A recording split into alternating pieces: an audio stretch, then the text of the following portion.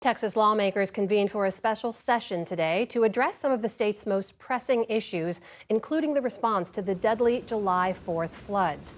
But one agenda item was added at the request of President Trump, pushing the Republican-controlled legislature to redraw congressional district lines in their favor ahead of the 2026 midterms. Beto O'Rourke is a former congressman from El Paso. That's one of the seats the president wants to flip. Welcome back to the NewsHour. Thanks for having me. So the Texas legislature, or Texas lawmakers rather, have 38 seats in the House. Republicans already have 25. This redrawing could potentially add 5 to their tally. Are you worried all of this is going to make it easier for Republicans to control the House? This is the only reason that they're doing it. The president is very open about this. Our senior senator, John Cornyn, is very open about this.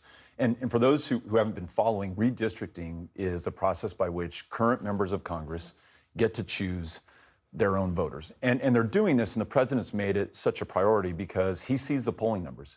Immigration, which if there was a policy issue he won on in 24, is polling at 35% for the president. He's underwater in his favorables.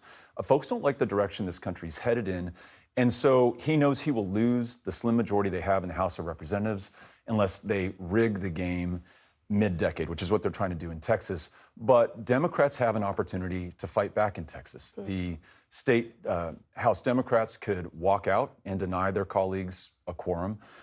We have governors like Gavin Newsom who have threatened to redistrict in Democrats' favor in their states, which I'm in favor of.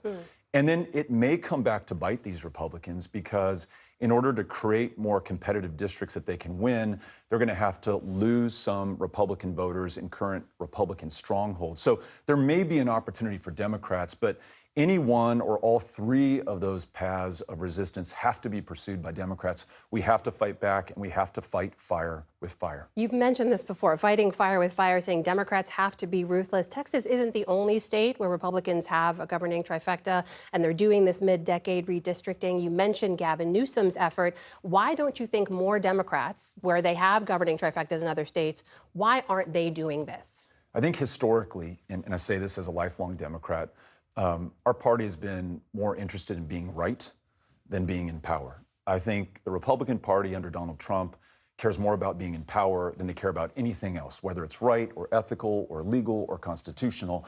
We have to be ruthlessly focused about winning, holding on to power, and then using that power to fix a badly broken system that is not working for tens of millions of our fellow Americans. If we do not do that, not only will we not win political power, we might very well lose this country. So you want to see Democrats do more gerrymandering, is what you're saying? Fight back with everything we have, nothing off the table. I want to ask you about what James Carville wrote in his op-ed about the Democratic Party right now, looking at some of those divisions. He wrote, the Democratic Party is steamrolling toward a civilized civil war. It's necessary to have it. It's even more necessary to delay it. The only thing that can save us now is an actual savior, because a new party can be delivered only by a person. Do you agree with that it's going to take a singular figure to lead Democrats out of this disarray?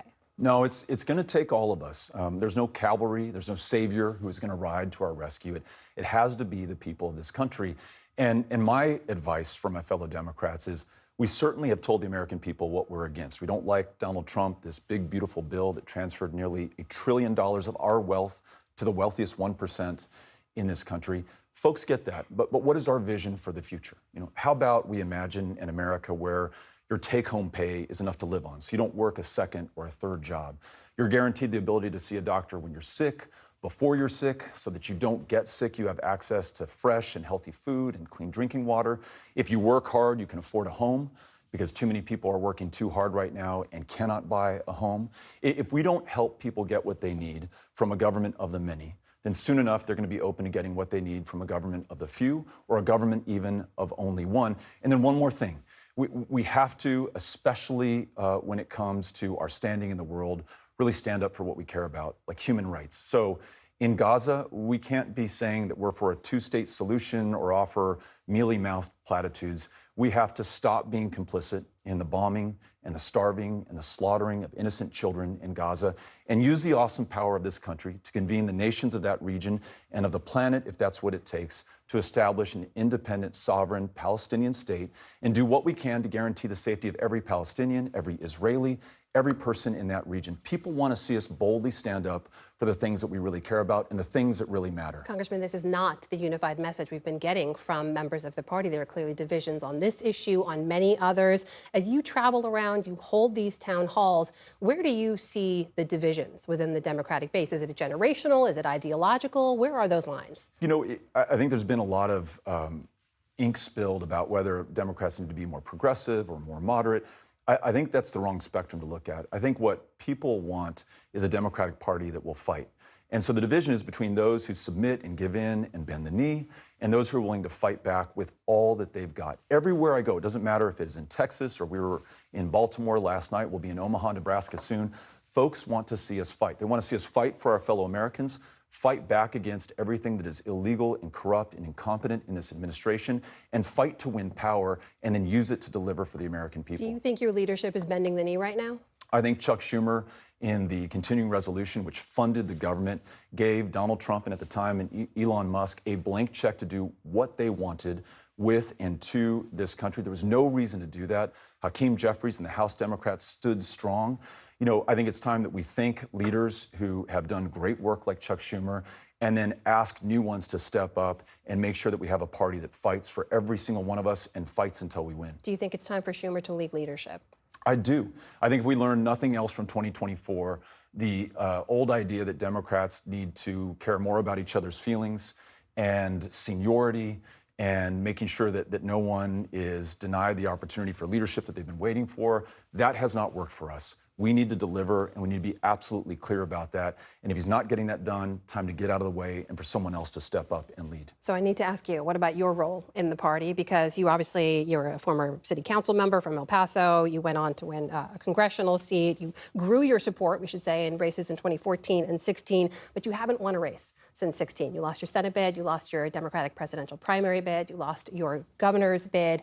What's your role? Would you run for office again? Here's the thing, like millions of my fellow Americans, I don't need a title. I don't need to be part of a campaign. I just need to do what I can with what I have, where I am, to help this country. So in Texas, with Powered by People, we're registering voters, and because it's the toughest state in the nation in which to cast a ballot, we then personally help those voters cast those ballots. 18 to 29-year-olds in Texas voted at 79% in our program. Nationally, it is 42%. This stuff is working. And these town halls where we convene people, Republicans, Independents, Democrats, it brings people together to listen to one another, not to a candidate and not to a politician and not to a political party, but to one another. We're so divided and polarized and isolated right now. That in itself is really powerful. So I'm going to continue to get out there, do the work, listen to my fellow Americans, and then fight right alongside them to save this country. Have you ruled out another run for office? I haven't ruled it out. Everything's on the table, whatever we need to do to get this country back. Former Democratic Congressman from Texas, Beto O'Rourke, thank you for being here. Thank you.